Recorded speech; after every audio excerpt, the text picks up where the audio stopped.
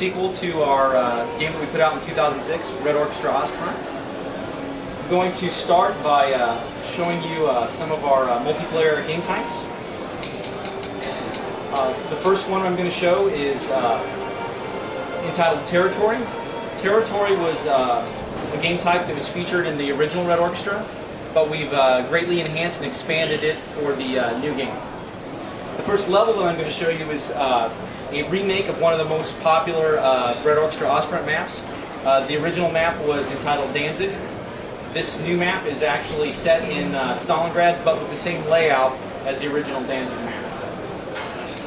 So what I'll do here is I'm going to just show you some gameplay and then point out some of the new features as I see them.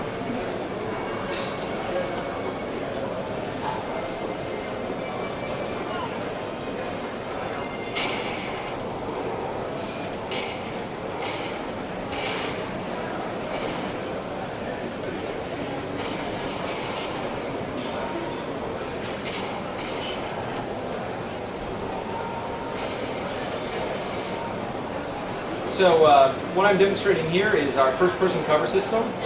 You walk up to any object in the game, press your cover key, and the player will lock on to and take cover behind the object. I can do things such as peek over the top of the cover by pressing forward. I can use my aiming key to very quickly pop up, take shots, come back down, and I can even blind fire over the top of the cover. This is particularly useful if you know there's an enemy on the other side of the cover object, but you don't want to expose yourself to fire.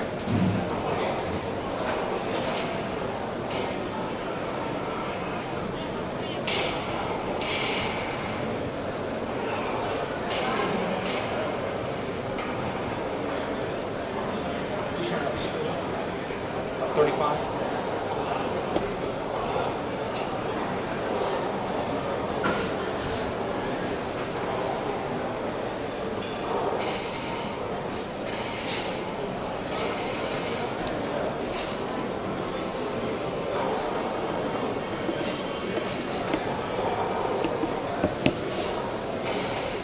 One of the things you might notice as you see the German and Russian soldiers running around is that the soldiers, the German soldiers will carry their rifle, their weapon in their right hand when they sprint.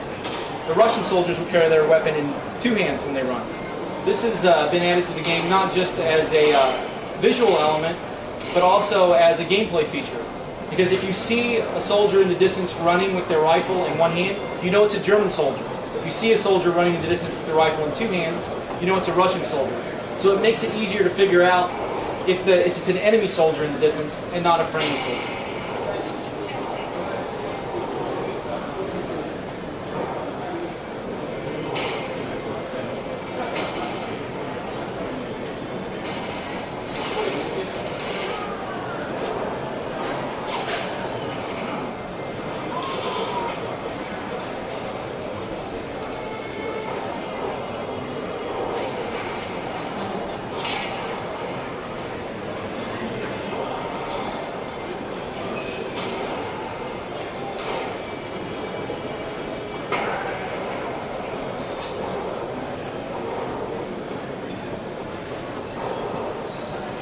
Another thing that you'll notice is that we have some music playing in the game right now.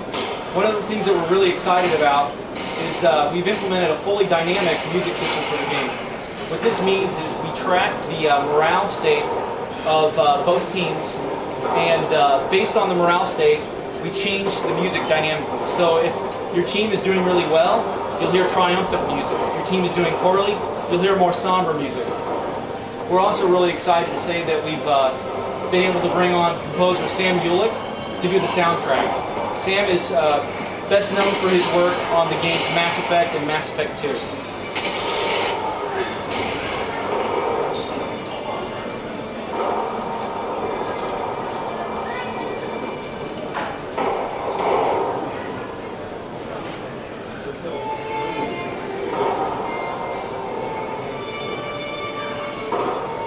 The AI is getting the better of me in this one.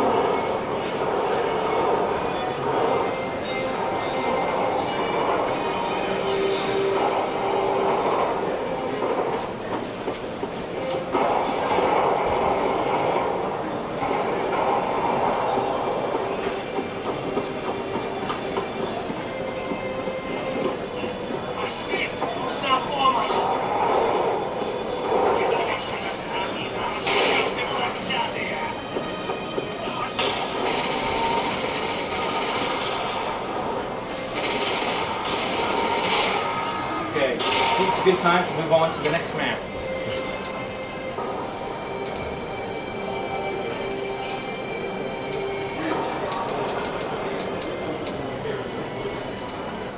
Alright, so what you just saw was Danzig, or the remake of Danzig with the territory game type. Now we're going to show you an all-new game type that is called Countdown. This is a new game type we've created for Heroes of Stalingrad, whereas territory is a respawn game type where when the players die they respawn together in waves. Countdown is a variation on a single life game type. What that means is if you've seen a single life game type in games like Counter-Strike, like that, when the player dies they're usually out until the end of the round. One issue though with game types like this is typically the levels have to be kept fairly small to keep the gameplay intense and keep the play focused. So what we've done is rather than have one life for the entire match, we've created much more in-depth scenarios like you're about to see here, where we have a single objective per stage of the level. And you get one life per team member for each stage. The final objective is actually up here in the top floor of the grain elevator. But since we do this in stages, we can have smaller, intense, localized fights for the objectives that are very tactical. And once those are completed, we can move on to the next stage. This really allows us to do much bigger levels. You see here, my team just captured the stage. All of the dead players respawn, and now we have another objective further on in the level.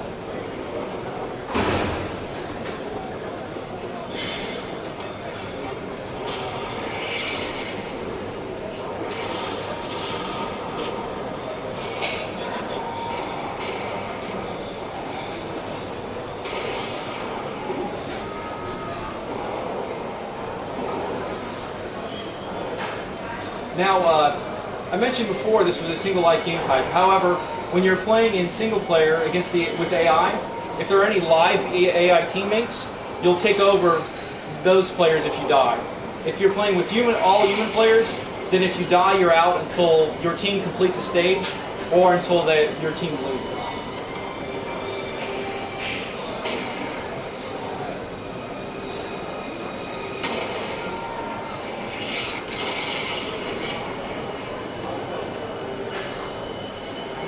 Another neat element of the new first-person cover system is the ability to quickly peek out and around corners, and then quickly come back, just using your iron sight and aiming.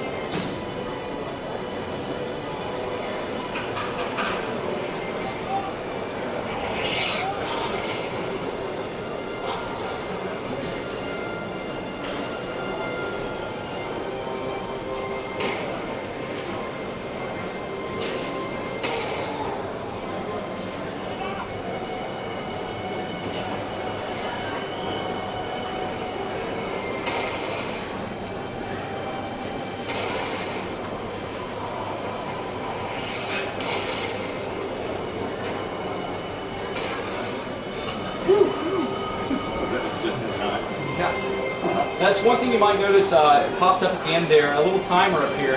You can also see this in the tactical view. This is where the name Countdown comes from. One issue you could have with a large level like this is players could get spread out all over the level and try to pick each other off in the distance. That wouldn't be as intense or fun. So what the Countdown timer does is it causes the players to have to rush to the objective area and defend or attack it. This leads to much more intense gameplay.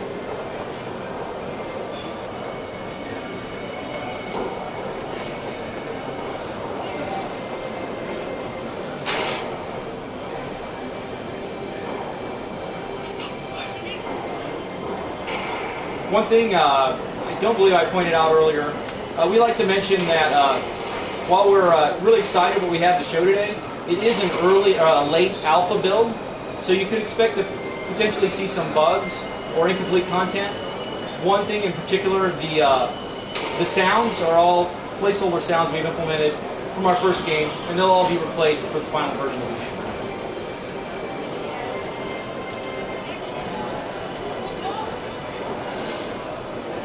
One thing you just saw me do there as well, I actually have the ability to give, as a commander, to give my squad mates, fire teams and squad mates, different kinds of orders. What I had just told them to do there was to move to a particular area, I can also give higher level tactical orders like attack the second floor, defend an area, follow me, etc. And what this allows me to do is either to directly control where the AI go, or just tell them to do something, and then they will dynamically figure out how to attack or defend that objective area.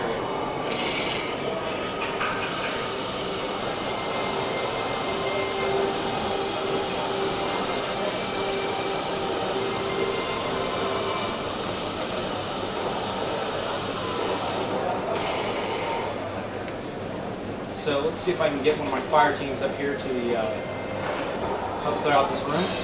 We gave him an order to go in there.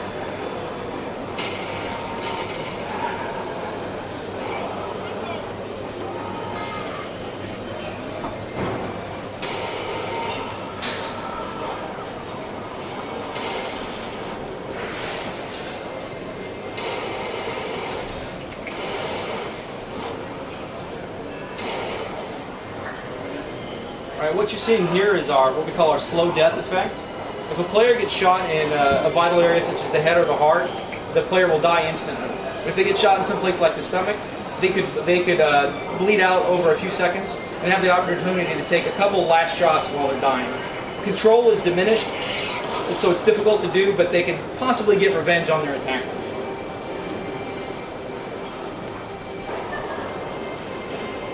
Alright, I'm going to move on to the final map of our demonstration.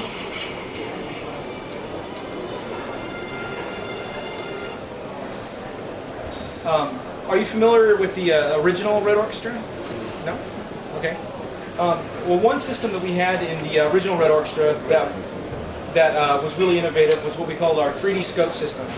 Instead of having a two-dimensional overlay with a zoom view, we actually had a system with a three-dimensional scope where you look through the lens of the scope to do your sniping. This had a lot of benefits such as keeping the peripheral vision and being a more intuitive system. For the new game, we've implemented what we call our 3D Scope System 2.0, which is a highly enhanced version of what we had in the original game. So I'll show you now the differences. So you can see here, in a traditional other first-person shooters, they have a two-dimensional overlay, and you lose all of this peripheral vision on the side. Enemies will walk up on the side and shoot you, and you'll never see them. So this is an advantage of the 3D scope system. For the new game, we've enhanced the visuals. We've got a nice refraction effect here, so it looks like you're looking through glass. But we've also added a lot of new gameplay features to 3D scopes.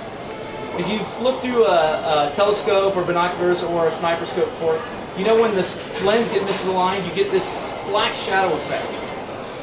We've actually modeled this in the new game. This actually, we wanted to give the sniper one of their realistic disadvantages, because snipers tend to dominate a lot of online shooters, and this gives us the sniper a realistic disadvantage.